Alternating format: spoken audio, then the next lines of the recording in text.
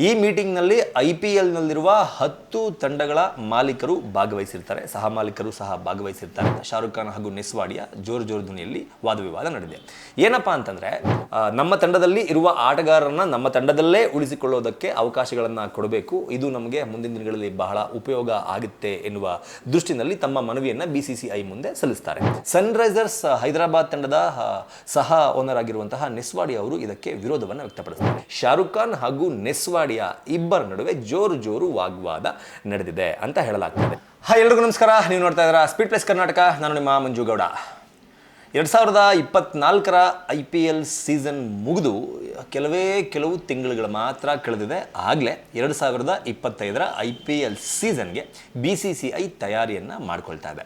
ಒಂದು ಕಡೆ BCCI team ಇಂಡಿಯಾಗೆ ಬ್ಯಾಕ್ ಟು ಬ್ಯಾಕ್ ಸೀರೀಸನ್ನು ಕೂಡ ಆಡಿಸ್ತಾ ಇದೆ. ಟೀಮ್ ಇಂಡಿಯಾ ಜಿಂಬಾಬ್ವೆ ಸೀರೀಸ್ ಆಯಿತು, ಶ್ರೀಲಂಕಾ ಸೀರೀಸ್ ಆಯಿತು, ಇನ್ನೇನಿದೆ ಇದೇ ಮಂತಲ್ಲಿ ಆಲ್ಮೋಸ್ಟ್ ಆಸ್ಟ್ರೇಲಿಯಾದ ಸೀರೀಸ್ ಕೂಡ ಬರುತ್ತೆ. ಹೀಗಿರುವಾಗ IPLನ ಕಡೆ ಕೂಡ ಗಮನವನ್ನು ಕೊಡೋದನ್ನು BCCI ನಿಲ್ಲಿಸಿಲ್ಲ. ನಿನ್ನೆ ಒಂದು ಸಭೆ ನಡೆಯುತ್ತೆ. ನಿನ್ನೆ ಮುಂಬೈನಲ್ಲಿರುವ BCCI ಪ್ರಧಾನ ಕಚೇರಿಯಲ್ಲಿ IPL ಮಾಲೀಕರಿಗೆ ಸಂಬಂಧಪಟ್ಟಂತೆ ಒಂದು ಸಭೆಯನ್ನು BCCI ಕರೆದಿರುತ್ತೆ. ಈ ಮೀಟಿಂಗ್ನಲ್ಲಿ IPLನಲ್ಲಿರುವ 10 ತಂಡಗಳ ಮಾಲೀಕರು ಭಾಗವಹಿಸಿರ್ತಾರೆ, ಸಹ ಮಾಲೀಕರು ಸಹ ಭಾಗವಹಿಸಿರ್ತಾರೆ. ಈ ಮೀಟಿಂಗ್ನಲ್ಲಿ ಒಂದಷ್ಟು ಡಿಸ್ಕಷನ್ಗಳು ಕೂಡ ನಡೆದಿರುತ್ತೆ. ಈ ಮೀಟಿಂಗ್ನಲ್ಲಿ IPL ತಂಡಗಳ ಮಾಲೀಕರ ಸಲಹೆಗಳನ್ನು ಕೇಳುವ ಸಲುವಾಗಿ BCCI ಈ ಸಭೆಯನ್ನು ಆಯೋಜನೆ ಮಾಡಿರುತ್ತೆ. ಆದರೆ ಈ ಸಭೆಯಲ್ಲಿ ಭಾಗವಹಿಸಿದ್ದಂತಹ ಸನ್ರೈಸರ್ಸ್ ಹೈದರಾಬಾದ್ ತಂಡದ ಸಹ ಓನರ್ ಆಗಿರುವಂತಹ ನೆಸ್ವಾಡಿಯಾ ಹಾಗೂ KKR ತಂಡದ ಮಾಲೀಕರಾಗಿರುವಂತಹ ಶಾರುಖ್ ಖಾನ್ ಇಬ್ಬರ ನಡುವೆ ಜೋರು ಧ್ವನಿಯಲ್ಲಿ ವಾಗ್ವಾದ ನಡೆದಿದೆ ಅನ್ನೋದು ಗೊತ್ತಾಗ್ತಾ ಇದೆ. ಏನಕ್ಕೆ ಈ ಎರಡೂ ತಂಡದ ಓನರ್ಗಳ ನಡುವೆ ವಾಗ್ವಾದ ನಡೆಯೋದಕ್ಕೆ ಕಾರಣ ಏನು, ಏನೆಲ್ಲ ವಾಗ್ವಾದಗಳು ಈ ಮೀಟಿಂಗ್ನಲ್ಲಿ ನಡೀತು ಅನ್ನೋದನ್ನು ನಾವು ನೋಡೋದಾದ್ರೆ, IPL 2025ರ ಸಲುವಾಗಿ ಈ ಎಲ್ಲ ತಂಡದ ಓನರ್ಗಳ ಮೀಟಿಂಗನ್ನು ಕರೆದು ಎಲ್ಲ ತಂಡಗಳ ಮಾಲೀಕರು ತಮ್ಮ ತಂಡದಲ್ಲಿರುವ ಆಟಗಾರರನ್ನು ರಿಟೈನ್ ಮಾಡಿಕೊಳ್ಳಬೇಕಾ ಅಥವಾ ಹೊಸ ತಂಡವನ್ನು ರಚಿಸುವ ನಿಟ್ಟಿನಲ್ಲಿ ಬೇರೆ ಆಟಗಾರರನ್ನ, ಅಂದರೆ ತಂಡದಲ್ಲಿರುವ ಆಟಗಾರರನ್ನೆಲ್ಲರನ್ನು ಕೈಬಿಟ್ಟು ಮತ್ತೆ ಹೊಸ ತಂಡವನ್ನು ಕಟ್ಟುವ ನಿಟ್ಟಿನಲ್ಲಿ ಬಿಡ್ಡಿಂಗ್ನಲ್ಲಿ ಭಾಗವಹಿಸೋಕೆ ಅವಕಾಶವನ್ನು ಕೊಡಬೇಕಾ, ಈ ತರಹದ ಸಾಕಷ್ಟು ವಿಚಾರಗಳ ಬಗ್ಗೆ ಮಾಲೀಕರ ಸಲಹೆಯನ್ನು ಕೇಳೋದಕ್ಕೆ BCCI ಈ ಸಭೆಯನ್ನು ಕರೆದಿತ್ತು. ಈ ಸಭೆಯಲ್ಲಿ ಭಾಗವಹಿಸಿದಂತಹ ಹೇಳಿದ್ನಲ್ಲ ಶಾರುಖ್ ಖಾನ್ ಹಾಗೂ ನೆಸ್ವಾಡಿಯಾ ಜೋರು ಧ್ವನಿಯಲ್ಲಿ ವಾದವಿವಾದ ನಡೆದಿದೆ. ಏನಪ್ಪಾ ಅಂತಂದ್ರೆ, ಶಾರುಖ್ ಖಾನ್ ಅವರು ಒಂದು ಮನವಿಯನ್ನು BCCI ಮುಂದೆ ಇಟ್ಟಿರ್ತಾರೆ. ನಮ್ಮ ತಂಡದ ಆಟಗಾರರನ್ನ ಹೆಚ್ಚಿನ ಸಂಖ್ಯೆಯಲ್ಲಿ ಆಟಗಾರರನ್ನ ರಿಟೈನ್ ಮಾಡ್ಕೊಳ್ಳೋದಕ್ಕೆ ಅವಕಾಶವನ್ನು ಕೊಡಬೇಕು, ಅಂದರೆ ನಮ್ಮ ತಂಡದಲ್ಲಿ ಇರುವ ಆಟಗಾರರನ್ನ ನಮ್ಮ ತಂಡದಲ್ಲೇ ಉಳಿಸಿಕೊಳ್ಳೋದಕ್ಕೆ ಅವಕಾಶಗಳನ್ನು ಕೊಡಬೇಕು, ಇದು ನಮಗೆ ಮುಂದಿನ ದಿನಗಳಲ್ಲಿ ಬಹಳ ಉಪಯೋಗ ಆಗುತ್ತೆ ಎನ್ನುವ ದೃಷ್ಟಿನಲ್ಲಿ ತಮ್ಮ ಮನವಿಯನ್ನು BCCI ಮುಂದೆ ಸಲ್ಲಿಸ್ತಾರೆ. ಯಾವಾಗ ತಮ್ಮ ಮನವಿ ಈ ತರಹದ ಒಂದು ಮನವಿ KKR ತಂಡದ ಕಡೆಯಿಂದ ಬರುತ್ತೋ ಇದಕ್ಕೆ ಸಾಕಷ್ಟು ತಂಡಗಳು, ಮುಂಬೈ, ಚೆನ್ನೈ, ಹೀಗೆ ಸಾಕಷ್ಟು ತಂಡಗಳು ಅದಕ್ಕೆ ಓಕೆ ಹೌದು, ನಾವು ನಮ್ಮ ತಂಡದ ಆಟಗಾರರನ್ನ ರಿಟೈನ್ ಮಾಡ್ಕೊಳ್ಳೋದಕ್ಕೆ BCCI ಅವಕಾಶ ಮಾಡಿಕೊಡ್ಬೇಕು 2025ರ ಹರಾಜಿನಲ್ಲಿ ಅಂತ ಸಪೋರ್ಟನ್ನು ಮಾಡ್ತವೆ ಶಾರುಖ್ ಖಾನ್ ಅವರ ಈ ವಾದಕ್ಕೆ. ಆದರೆ ಸನ್ರೈಸರ್ಸ್ ಹೈದರಾಬಾದ್ ತಂಡದ ಸಹ ಓನರ್ ಆಗಿರುವಂತಹ ನೆಸ್ವಾಡಿಯಾ ಅವರು ಇದಕ್ಕೆ ವಿರೋಧವನ್ನು ವ್ಯಕ್ತಪಡಿಸ್ತಾರೆ.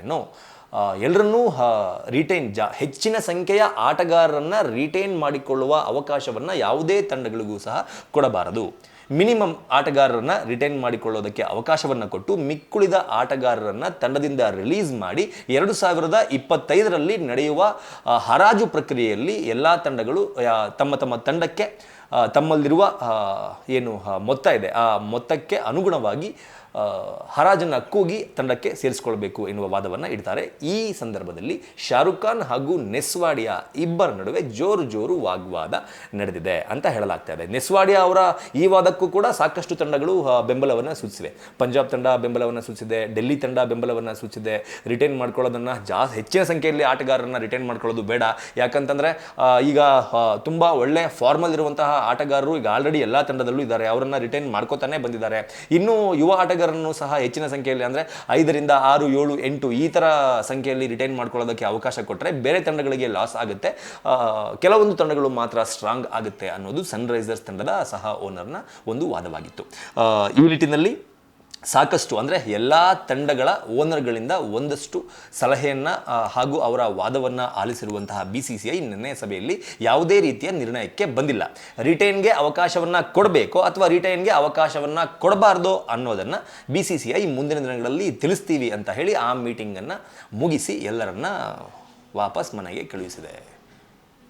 ಇದರ ಸಲುವಾಗಿ ನಿನ್ನೆ ಶಾರುಖ್ ಖಾನ್ ಅವರು ಮೀಟಿಂಗ್ನಲ್ಲಿ ಏರು ಧ್ವನಿಯಲ್ಲಿ ಮಾತನಾಡಿದ್ದಾರೆ. ಸನ್ರೈಸರ್ಸ್ ತಂಡದ ಸಹ ಮಾಲೀಕನ ವಿರುದ್ಧ ಕೂಗಾಡಿದ್ದಾರೆ ಅನ್ನೋದು ತಿಳಿದು ಬರ್ತಾ ಇದೆ. ನಿಮ್ಗೇನು ಅನ್ಸುತ್ತೆ? ಶಾರುಖ್ ಖಾನ್ ಅವರು ಮಾಡ್ತಾ ಇರುವ ವಾದ ಸರಿ ಇದೆಯಾ ಅಥವಾ ಸನ್ರೈಸರ್ಸ್ ಹೈದರಾಬಾದ್ ತಂಡದ ಸಹ ಓನರ್ ನೆಸ್ವಾಡಿಯಾ ಅವರು ಮಾಡ್ತಾ ಇರುವ ವಾದ ಸರಿ ಇದೆಯಾ? ರಿಟೈನ್ ಮಾಡಿಕೊಳ್ಳೋದಕ್ಕೆ ಅಂದರೆ ಹೆಚ್ಚಿನ ಸಂಖ್ಯೆಯಲ್ಲಿ ಆಟಗಾರರನ್ನು ರಿಟೈನ್ ಮಾಡಿಕೊಂಡು ತಮ್ಮ ತಮ್ಮ ತಂಡದಲ್ಲೇ ಉಳಿಸಿಕೊಳ್ಳೋದಕ್ಕೆ ಅವಕಾಶವನ್ನು BCCI ನೀಡಬೇಕಾ ಅಥವಾ 2025ರ IPL ಹರಾಜಿನಲ್ಲಿ ಎಲ್ಲ ತಂಡದಲ್ಲಿ ಮಿನಿಮಮ್ ಅಂದರೆ 2 ರಿಂದ 3 ಆಟಗಾರರನ್ನ ಮಾತ್ರ ರಿಟೈನ್ ಮಾಡಿಕೊಂಡು ಮಿಕ್ಕುಳಿದ ಆಟಗಾರರನ್ನೆಲ್ಲ ರಿಲೀಸ್ ಮಾಡಿ ಹರಾಜಿನಲ್ಲಿ ಭಾಗವಹಿಸಿ ತಮ್ಮ ತಂಡಕ್ಕೆ ಸೇರಿಸಿಕೊಳ್ಬೇಕಾ ಅನ್ನೋದನ್ನ ಕಮೆಂಟ್ ಬಾಕ್ಸ್ ಮೂಲಕ ತಿಳಿಸಿ ಅಂತ ಕೇಳ್ಕೊತಾ ಈ ವಿಡಿಯೋನ ಮುಗಿಸ್ತಾ ಇದ್ದೀನಿ. ನಮಸ್ಕಾರ. Beat plus Karnataka.